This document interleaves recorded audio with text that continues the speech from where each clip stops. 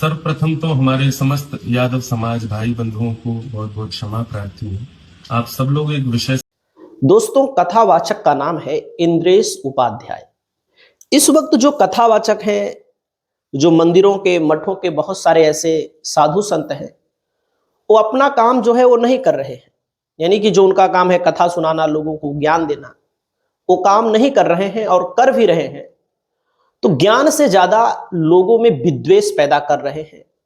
किसी को राक्षस होने का प्रमाण पत्र देते हैं, किसी को हिंदू विरोधी होने का प्रमाण पत्र देते हैं, किसी जाति को लेकर ऐसी टिप्पणी करते हैं, किसी व्यक्ति को लेकर ऐसी टिप्पणी करते हैं कि जो राजनीतिक होती है। तो दोस्तों, ये है इंद्रेश उपाध्याय। इन्होंने यादवों को लेकर एक टिप्पणी की है।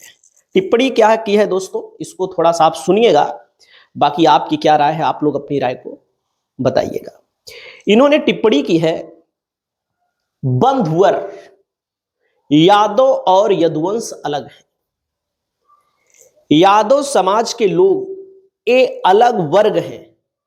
जो यदुवंशी, जिसमें भगवान का अवतरण हुआ, वो अलग है। कई जगह ऐसा यादव सोचते हैं कि वे भगवान के वंशज हैं। नहीं, यदुवंशी एक तो बचे नहीं भगवान के जाने के बाद। यानी कि जो लोग यादव हैं, जो सोचते हैं कि भगवान हमारे वंशज हैं, और बहुत सारे लोगों को देखता हूं सोशल मीडिया पर यदुवंशी लिखते हैं, यदुवंशी परिवार लिखते हैं। आप लोग देखते होंगे शादी विवाह में गाड़ियां उड़िया जाती है तो लिखते हैं। तो इनका कहने का मतलब है, इंद्रेश उपाध्याय कथावाचक जो करते हैं, कथावाचक करते हैं कि यदुवंशी कोई बचा उचा नहीं है, भगवान यदुवंश में पैदा नहीं हुए थे। देखो भैया, पैदा हुए थे कि नहीं हुए थे, हम इस पर टिप्पणी नहीं कर सकते, हम इतने बड़े ज्ञानी नहीं है। लेकिन इनकी भाषा सुनिएगा आगे। दोस्तों, इन्होंने कहा है कि भगवान समस्त यदुवंश का नाश करके गए, और दो चार यदि बचे भी होंगे तो उनके भी वंशज जो जादौन होते हैं वे यदुवंशियों से ही निकले हुए हैं। उनको मान सकते हैं कि वे यदुवंश हैं, वही परंपरा है यदुवंश की। एक राजनीतिक बयान है, बात समझ में आ रही है। राजनीतिक बयान इसलिए मैं आपको बता रहा हूं, खास करके सोशल मीडिया हो या धरातल पर हो, यादवों को लेकर के समय समय पर तमाम तरह की चीजें चलाई जाती हैं, नफरती चीजें चलाई जाती हैं, बदनाम करने की कोशिश की जाती है, लोगों को यादवों से डराया जाने का काम किया जाता है। तो जब इन्होंने ये बयान दिया तो उसके बाद दोस्तों बवाल खड़ा हो गया। बवाल किसने खड़ा किया? यादव समाज ने बवाल खड़ा किया, और अखिल भारतीय भारतवर्षीय यादव महासभा की तरफ से बवाल हुआ।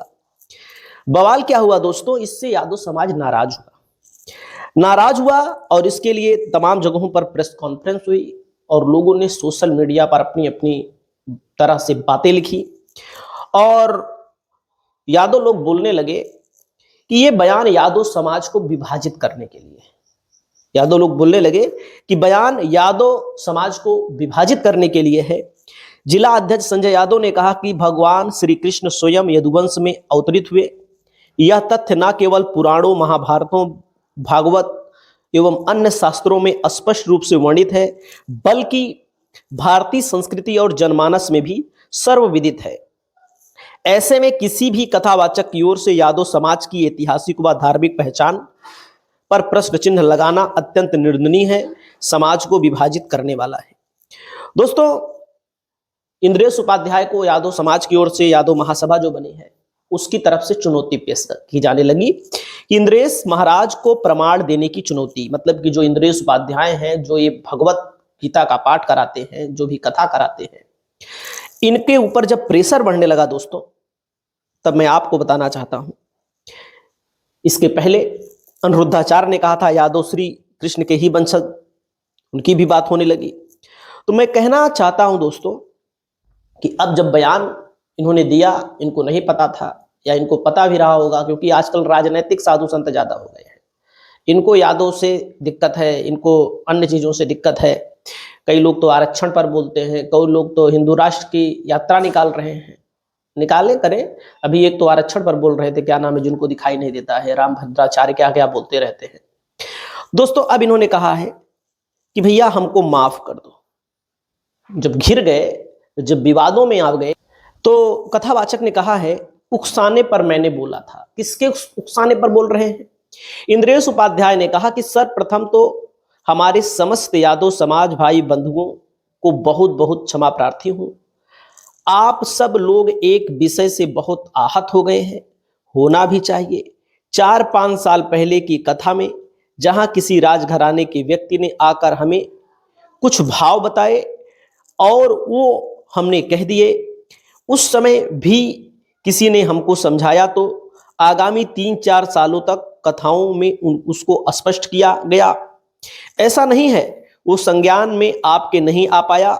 हम तो आज भी अपनी कथा में कहते हैं कि यादव पति यादव राय, यादव पति जगत राय, संतन सदा सहाय, जाके गुड़ गावे स्वामी परमानंद, जय जय राधे कृष्ण गोविंद, हे कृष्ण हे यादव हे सेखते। तो इन्होंने आकर के माफी मांगी। जय श्री कृष्ण, जय सिया राम। सर्वप्रथम तो हमारे समस्त यादव समाज भाई बंधुओं को बहुत बहुत क्षमा प्रार्थी है। आप सब लोग एक विषय से बहुत आहत हो गए। 4-5 साल पहले की एक कथा में जहां किसी राजघराने के व्यक्ति ने आकर के हमें कुछ भाव बताए और वो हमने कह दिए। उस समय भी किसी ने हमको समझाया तो आगामी 3-4 साल की कथाओं में उसको स्पष्ट कर दिया गया कि ऐसा नहीं है, पर वो संज्ञान में आपके नहीं आ पाया।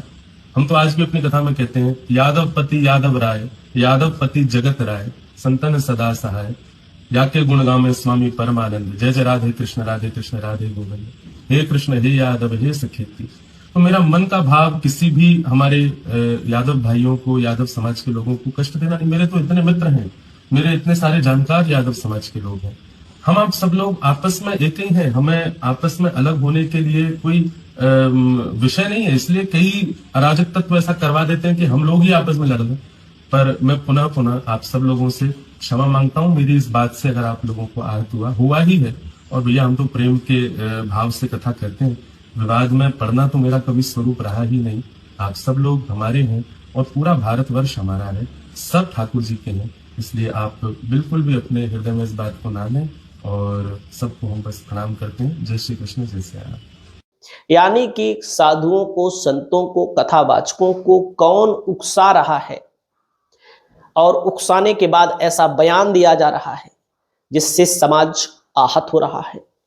और आप लोगों ने देखा था, एक कथावाचक यादव समाज से आते थे इटावा में, जिनके साथ अभद्र किया गया। कहा जाता है कि मूत्र भी पिलाया गया महिला का, उनकी चोटी भी काटी गई, उनके साथ मारपीट भी की गई। ओबीसी समाज में तमाम कथावाचकों के साथ ऐसी घटनाएं आती रहती हैं। तो दोस्तों, इस मुद्दे को लेकर आपकी क्या राय है? अब इन्होंने माफी मांगी है। तो दोस्तों, इस वीडियो में इतना ही। नमस्कार।